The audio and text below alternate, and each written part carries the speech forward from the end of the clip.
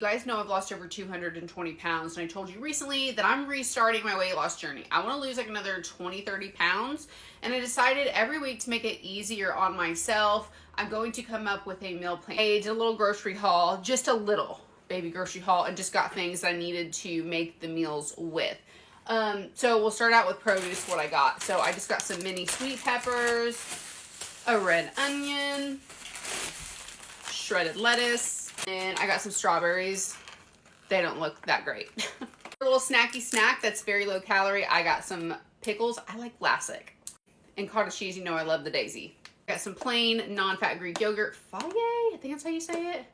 I don't know. It's my favorite tasting one. I got some liquid egg whites, bacon bits, turkey peps, and then I got some diced jalapenos. Yes, I know it's jalapenos. It's just more fun to say jalapeno, okay? And boiled eggs. Can I boil them myself? Yes. Do I want to? Absolutely not.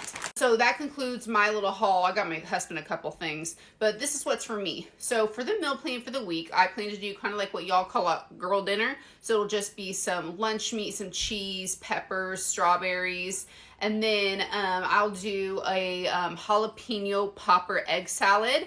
And then I have these chicken fillets that I got from Sam's Club. I'll eat those chicken fillets with some green beans. And I figured I could also use them to make like a chicken quesadilla. So that's the menu for the week.